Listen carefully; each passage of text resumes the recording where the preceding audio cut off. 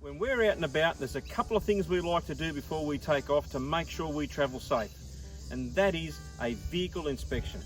I'd like to share with you what we do so you too can travel safe just like we do. So the first thing I do is quickly go around the vehicle and just make sure things that are bolted on look like they're exactly where they should be. And I'll give you an example. On the drive here, this aerial came loose, and it's so simple it can happen just on those corrugations. So I'm just going to tighten that up, and that's good. I'll show you what else I do. Follow me around here. Check all those aerials. I'm going to check all the light fittings. I'm also going to check things like number plates. You'd be surprised how many number plates I've seen around the tracks. And this looks a little bit loose, so I might nip that up with a screwdriver. Whilst I'm checking the outside of the vehicle, I'm going to check my tyres, and I'm going to do a few things when I check my tyres. The first thing I'll do is check the actual tyre pressure while the vehicle has been stationary overnight, and to make sure that there hasn't been a slow leak since the last time I stopped. I'm also going to check the condition of the tyre, and what I mean by that, I'm just going to have a quick look to make sure there's nothing unusual, no sticks hanging out of it, no cuts in the sidewall, both on this side and on the inner side of the tyre.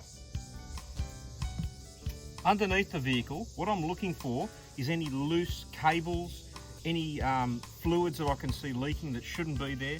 Now, if you're not sure what should and shouldn't be there, it's a good idea to take a photo of underneath the vehicle when you're at home in the driveway, just to see what's normal and what's not normal. But very quickly you can see if there's something wrong just by having a quick look.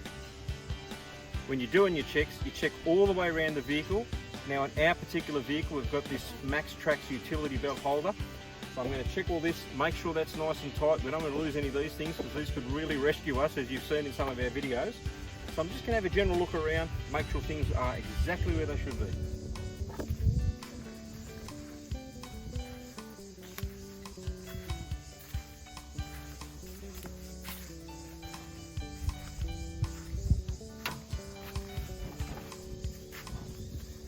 Okay, so checking underneath the bonnet of the vehicle is really easy.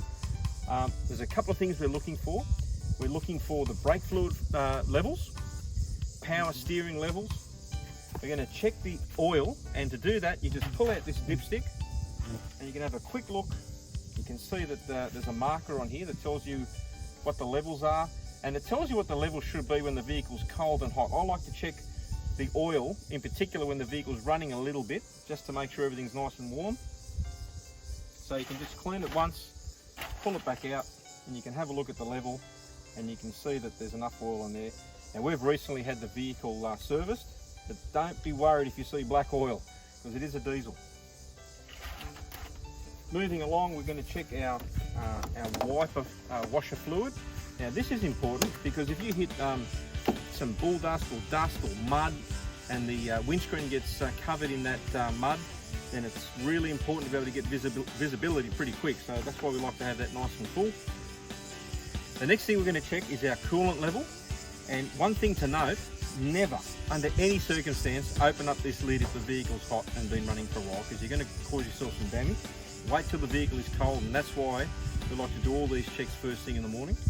But one thing I have learned recently by the team at Denlo Volkswagen, where I get the van serviced, is that there is a specific coolant for this vehicle. So don't go putting water or some other fluid you might get from somewhere else. Make sure you get the exact fluid that's required for this particular vehicle.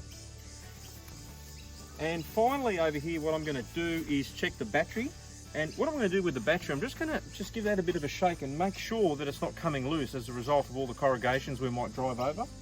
And why do I do that?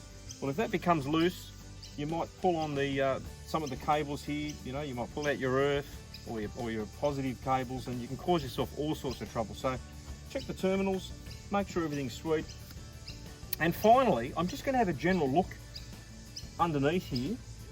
And you might not be a mechanic, you may have no idea what's meant to be right. Again, just take a photo of it when you're back home and everything's the way it should be, and you'll soon see if there's anything unusual. And it's a good idea, if you do see something unusual, that's the time to try and fix it before you get out into a further remote area. At least at camp, you've probably got facilities here that you can keep yourself safe. Righto, vehicle check's done. Everything looks good. We're ready to head off for our next adventure, but I love a travel.